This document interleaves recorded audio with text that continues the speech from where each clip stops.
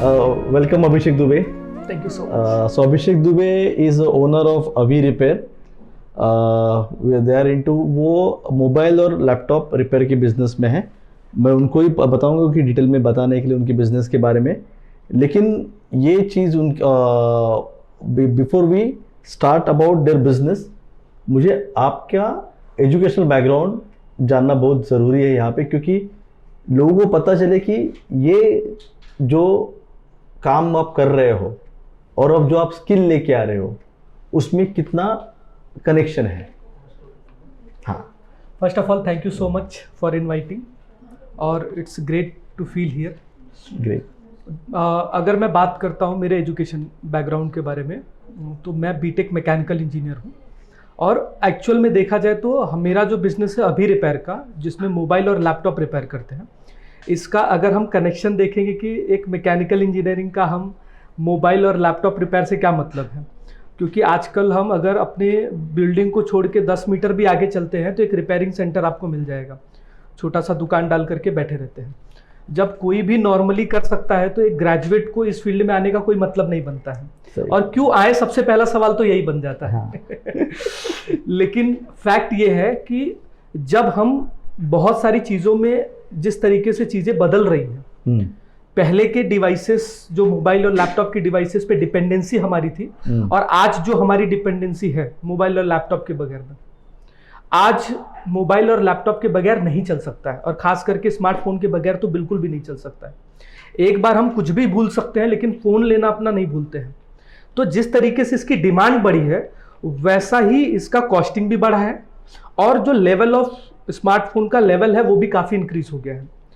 अब यहाँ पे जब मार्केट अपॉर्चुनिटी खुलती है, अगर हम बात करते हैं कि खाना बनाना एक नॉर्मल सा प्रोसेस है, पर खाने को सही तरीके से लोगों के पास में इजीली पहुंचाना एक स्टार्टअप बन जाता है, स्विगी एंड जोमेटो बन जाता है. उसी तरीके से मोबाइल रिपेयर करना is a very normal skill, it is a skill based business, but उसको इजीली लोगों तक पहुंचा देना और लोगों के काम को आसान बना देना, वो जो काम होता है वो एक ग्रेजुएट इंजीनियर के रोल में मैं काफी अच्छे से कर सकता हूं. जरूरी नहीं है कि मुझे रिपेयर करना आए, बट आई नो बेटर कि how to manage the business of repair. Perfect. इसकी वजह से रिपेयरिंग इंडस्ट्री में जो प्रॉब्लम्स है, जो दिक्कतें लोगों को फेस करनी पड़ रही है, not only as a customer but also as a engineer, उसको सॉल्व करके उनकी चीजों को एक बेहतर तरीके से संगठित करके काम करने का काम जो किया है वो because of my this knowledge easy बनाया है. इसीलिए मैंने पूछा, क्योंकि स्किल के साथ एजुकेशन जब भी जुड़ जाता है, ओके, तभी पता चलता है कि एक्चुअल प्रॉब्लम कैसे सॉल्व होना होता है, कि प्रॉब्लम सिर्फ मोबाइल में नहीं रहता है, वो सर्विस में भी है. किस तरीके से आप कस्टमर को उसके बारे में एक्सप्लेन करते हो और कैसे जेन्युइन सर्विस देते हो. और जेन्युइन सर्विस तभी आती है जब आपके ऊपर संस्कार होते हैं, और संस्कार आपको आपकी फैमिली और उसके बाद आपके एजुकेशन से आते हैं. बिल्कुल. अभी एक सिंपल सी चीज़ है, अगर हम आज मोबाइल परचेस करने जा रहे हैं, ठीक है, हमने 1 लाख रुपए का मोबाइल परचेस किया, तो घर पे आने के बाद 99.9% लोग हैप्पी रहेंगे कि भाई मैंने 1 लाख रुपए तो खर्च कर दिया है, मेरे अकाउंट से 1 लाख रुपए डेबिट हो चुका है, बट फिर भी मेरे चेहरे पे एक हैप्पीनेस है, एक चीयर है, एक जॉय है, दो लोगों को दिखाने का एक बढ़िया सा जुनून है. बट वही अगर मोबाइल डैमेज हो जाता है, खराब हो जाता है, अब सारी चीजें तो उसी मोबाइल पे डिपेंडेंट है. अब अगर उस पर 5,000 भी खर्चा करना पड़ता है तो भी हमारे चेहरे पे हैप्पीनेस नहीं आती है. वहां पे हमारे मन में एक फियर आता है कि क्या होगा अगर मेरा डेटा लॉस हो गया तो, क्या हुआ मेरा मोबाइल सही से नहीं बना तो, क्या मैं फिर से इसको सही तरीके से यूज कर पाऊंगा या मुझे फिर से लाख रुपए का दूसरा फोन लेना पड़ेगा. ये जो फियर आता है, यहां पे ही रोल प्ले करता है एक प्रॉपर सिस्टम, जो लोगों को जो रिपेयर करने के लिए आ रहे हो उनको कन्वीनियंस फील करा देता है. अगर वो सिस्टम ऐसे ही है जैसे आप लोकल दुकान पे जा रहे हो, आपको पहली बात तो जाके देने में ही आपको डर सा महसूस होगा कि मेरा फोन ये खोल भी पाएगा कि नहीं खोल पाएगा. तो वो आप जब किसी सर्विस सेंटर में एंटर करते ही, पहला कदम रखते ही अगर आपको बिलीव आ जाता है कि यहां पे मेरा काम बेहतर हो सकता है, तब आप निश्चिंत होकर के अपने काम को कर सकते हो. और आजकल लोगों की जो इकोनॉमी है वो ज्यादातर मोबाइल एंड स्मार्टफोन की वजह से ही काफी हद तक चल रही है. उनके सारे कॉन्टैक्ट उसी की वजह से चल रहे हैं, कितनी सारी मीटिंग शेड्यूल्स होती है उनकी, कितने सारे लोगों से पेमेंट ड्यू लेना पड़ता है। अगर आपको पता ना चले कि भाई मेरा अगले 3 दिन में किसी से पेमेंट लेना है और 1 हफ्ते के लिए मोबाइल खराब हो गया, तो आपका सारा काम अटक जाएगा। इसके लिए जो सिस्टम क्रिएट किया जाता है, वो सिस्टम को क्रिएट करने में एजुकेशन बहुत हेल्प करता है, ताकि लोगों को एक इजीनेस क्रिएट कर सके। परफेक्ट। तो ये जो व्हील ऑफ वेल्थ जनरेट करने के लिए लोगों के पास मोबाइल है, उसके रिपेयर का आप काम करते हो? बिल्कुल। ओके। तो अभी आपने बताया कि जैसे आप सर्विस सेंटर में कोई अंदर घुसता है तो देख के सर्विस कॉन्फिडेंस आता है कि मेरा ये हो जाएगा, लेकिन आपकी जो सर्विस मैंने जानी है वो तो डोर टू डोर सर्विस है। सो यहाँ पे सर्विस सेंटर के हिसाब से अगर आपका डोर टू डोर सर्विस में आप कैसे ये विश्वास लोगों तक पहुंचा देते हो? देखिए, मैं मानता हूं कि जब हम बिजनेस कर रहे होते हैं तो बहुत सारा टच पॉइंट्स होता है for every business. Touch points मतलब एक जो सर्विस सेंटर है या फिर एक जो बिजनेस पर्सन है उसका और उसके कस्टमर के बीच में touch points in the sense of marketing way में सबसे पहले उनको अवेयर कराने में एक टच पॉइंट आ जाता है। उसके बाद में उनको आप तक कॉल करके आप तक रीच करने का दूसरा टच पॉइंट आ जाता है कि कितना इजीली वो आपको रीच कर पा रहे हैं। फिर उसके बाद में वो आप तक रीच करने के बाद में आपके ऊपर ट्रस्ट कर पा रहे हैं कि नहीं कर पा रहे हैं, क्योंकि आपका जो मटेरियल अवेलेबल है उनको कन्विंस करने के लिए क्या वो इनफ मटेरियल है कि नहीं है। और हमारा जो बिजनेस है वो हम O2O बेसिस पे काम करते हैं। O2 मतलब ऑनलाइन एंड ऑफलाइन दोनों मीडियम पे काम करते हैं। अच्छा। If somebody want to come to the service centre, so we are creating service centre जो इनफ है लोगों को भरोसा दिलाने के लिए कि हाँ मेरा काम यहाँ पे अच्छा हो जाएगा। और दूसरा, जो कस्टमर के घर पे सबसे ज्यादा दिक्कत आती है जब कोई अपना 1 लाख रुपए का फोन आपको जाने बगैर ही आपके हाथ में दे देता है, हैंड ओवर कर देता है, वहां पे तो ये टच पॉइंट बहुत महत्व रखते हैं। अगर उनको मैं भरोसा दिला देता हूं कि आपने जिसको काम किया है, जिसको काम दे रहे हैं, वो ट्रस्टेड है, आपका फोन सही तरीके से लेके जाएंगे, बना करके वापस लेकर के आएंगे, वो जो काम करता है वो आपकी मार्केटिंग हो गई, आपका रेफरेंस हो गया, और उसके साथ साथ आपका जो अवेलेबल चीजें हैं आपके वेब के दुनिया में, उससे वो जज करते हैं कि मेरा काम सही तरीके से होगा कि नहीं होगा। एंड मैं ये क्लेम तो नहीं कर सकता हूं डायरेक्टली, बट जितना मेरी नॉलेज में है कि we were the first one जो डोर स्टेप सर्विसेज को स्टार्ट किए थे इन 2017। ओके। जब लोग बोलते हैं ना कि लोग अपना कोई भी डिवाइस या छोटा सा छोटा 500 रुपए का चीज देने में भी जब झिझकते थे, उस समय लोगों ने 1 लाख रुपए के 2 लाख रुपए के फोन हमको रिपेयर करने के लिए जस्ट ट्रस्ट पे दे दिए थे। That level of trust we created. तो हम टच पॉइंट्स पे बहुत ज्यादा काम करते हैं, not only during the services, service होने के बाद भी हम कस्टमर के टच में रहते हैं कि उसका बराबर चल रहा है कि नहीं चल रहा है, कोई दिक्कत तो नहीं आ रही है। और इलेक्ट्रॉनिक फील्ड की सबसे बड़ी प्रॉब्लम यह है कि आप कभी ये श्योर नहीं कर सकते हो कि जो बनाया है वो हमेशा चलेगा ही सही तरीके से। 2 to 5% चांसेस है कि उसमें डिफेक्ट आ सकता है, बट द मैटर इज कि आप उसको कैसे ट्रीट कर रहे हो, वहां पे वो डिफरेंस क्रिएट हो जाता है। अगर मैंने हाथ खड़े कर दिए, जो 90% सर्विस सेंटर्स में हो जाता है, local service centre, because of affordability. अगर मान लो कि 20,000 का प्रोडक्ट लगाया उन्होंने, उनका टोटल जो प्रॉफिट ही है वो 40,000 रुपए का है, उसमें एक प्रोडक्ट पे वो 20,000 खर्चा करके नहीं दे सकते, नहीं देते।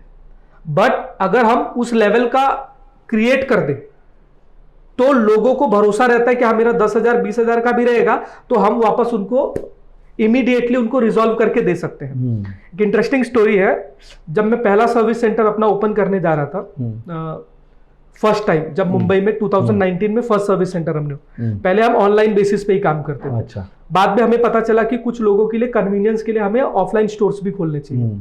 तो जो ब्रोकर था जो हमें दिला रहा था, उसने बोला कि रेंट जो है वो 50,000 के नीचे इस एरिया में नहीं मिलेगा। तो मैंने कहा कोई बात नहीं है, 50,000 का है तो इट्स नॉट बिग डील। तो उसका क्वेश्चन ये था कि क्या 50,000 रुपए आप पूरे मंथ में कमा भी पाएंगे क्या? हाँ, जो आप 50,000 रुपए का रेंट का आप स्टोर ओपन करने की कोशिश कर रहे हैं, क्योंकि उनके नॉलेज में तो एक 5,000 का बाकड़ा लेकर के बैठने वाला एक रिपेयर सेंटर है। बराबर है। बाद में वही बंदा जब मेरे को 5 साल बाद आज मिला है, मतलब 2023 में, और जब उसने देखा कि हमारे 3 स्टोर्स ओपन हो गए हैं और वो भी पॉश एरियाज में वर्कआउट कर रहे हैं, और जब उनके हमारे रेवेन्यू स्ट्रक्चर को समझने की कोशिश किया, तब उसको पता चला कि the market is how much big. और कोई भी बिजनेस छोटा नहीं होता है, बट उसके हम सिस्टम से अगर सही तरीके से कर दें तो वो स्केल अप होकर के बड़ा बिजनेस बन जाता है। तो आपने ये जो 1 स्टोर से 3 स्टोर किए इतने कम समय में, हमें आगे जाके ये हमारे सब कॉस्मोनॉट्स के तरफ ये इन्फॉर्मेशन पहुंचने कि हम कैसे अपना बिजनेस ग्रो कर सकते हो। क्योंकि अपने को, जैसे आपने बताया कि बिजनेस कोई भी हो, उसको ग्रो करने का टेक्निक अपने को पता होना चाहिए। बिल्कुल। और वो जब भी पता चले तो कोई भी बिजनेस में बहुत सारी अपॉर्चुनिटीज क्रिएट होती है, आपने दिखा दिया। That is very appreciable here. अभी मुझे जानना है कि जो कॉन्फिडेंस लोगों के हाथ में, लोगों के मन में आना चाहिए कि मैंने इनके हाथ में ये मेरा डिवाइस दिया हुआ है, ओके, वो आप कैसे लोगों की तरफ पहुंचाते हो? आपने बोला मार्केटिंग, तो मतलब क्या करते हो आप लोग कैसे? क्योंकि मैंने देखा है कि अभी तक कि लोग आपको जानते हैं लेकिन अभी तक पहचानते नहीं है। तो अगर इससे आगे यूजर्स भी के लोगों तक आपको पहुंचना है तो अलग अलग क्या कर सकते हो या क्या करते हो जो बाकी लोग भी कर सकते हैं? देखिए, मेरे हिसाब से सबसे पहले जो मैंने चेंजेस किया क्योंकि it is a tough industry. पहले जब शुरू में अमेजोन एंड फ्लिपकार्ट लेकर के आया, फ्लिपकार्ट इंडिया में ग्रॉसरी डिलीवरी की जब बात करने लगे तो उन्होंने एक काम किया कि पेमेंट रिसीव करना चालू किया एंड प्रोडक्ट डिलीवर करना चालू किया। और जो उनका मंथली सेल रहा वो 100 के आसपास भी सेल नहीं कर पाया उन्होंने।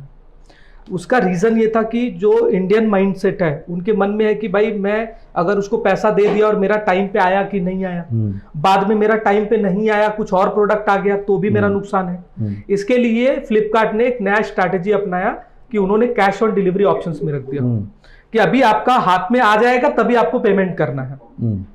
हमारे में भी सिंपल कॉन्सेप्ट वही रहा। जब कस्टमर का माइंडसेट ऐसा होता कि भाई मैं अभी प्रोडक्ट उनको दे रहा हूं, प्रोडक्ट देने के बाद में अक्सर ऐसा होता था कि प्रोडक्ट डिस्पैच तभी होगा जब आप फुल पेमेंट कर देते हो।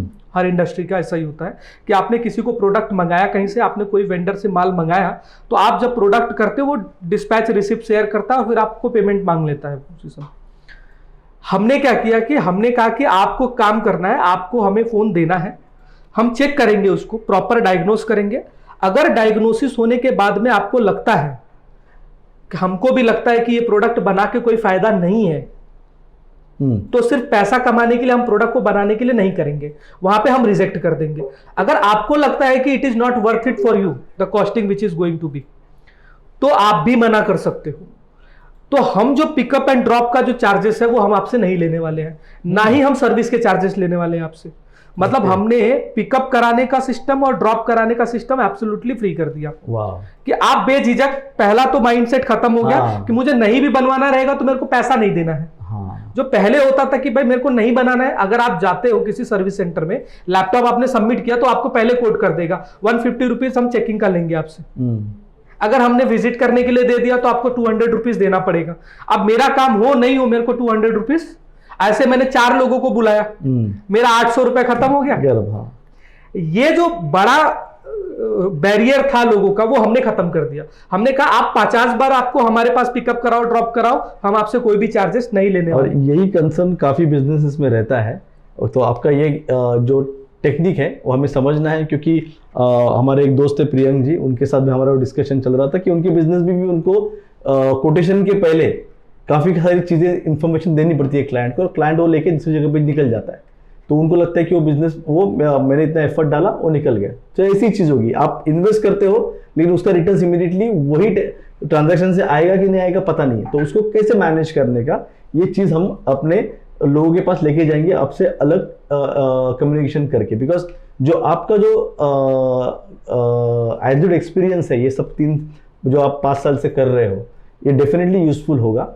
सो ये एक मैं कंट्रीब्यूशन देख पा रहा हूँ आपका यूजर्स बी की तरफ और लोग ऑर्बिटर्स की तरफ, और आपके बिजनेस थ्रू और आपके नॉलेज थ्रू आप क्या कंट्रीब्यूशन कर सकते हो यूजर्स बी से के ऑर्बिटर्स के लिए, अगर ये बताएंगे तो ये करके हम अपना ये आज का कन्वर्सेशन एंड कर सकते हैं। देखिए, पहला चीज़ तो मेरा सजेशन रहेगा, जो मैंने एक्सपीरियंस किया है पर्सनली, कि हम जब भी बिजनेस करने जाते हैं ना, तो सबसे पहले हमें दिमाग में आता है जो आउटर दुनिया में चल रहा है। नए बिजनेसमैन भी होते हैं, चाहे छोटा सा डालो या बड़ा आप माइंडसेट लेकर के डालो, उनके दिमाग में एक फंडिंग का कॉन्सेप्ट बहुत तेज़ी से आता है। हमारे दिमाग में भी बहुत तेज़ी से था कि हमें भी फंडिंग करनी है, हमें भी बनना है यूनिकॉर्न, हमें भी तेजी से ग्रो करना है।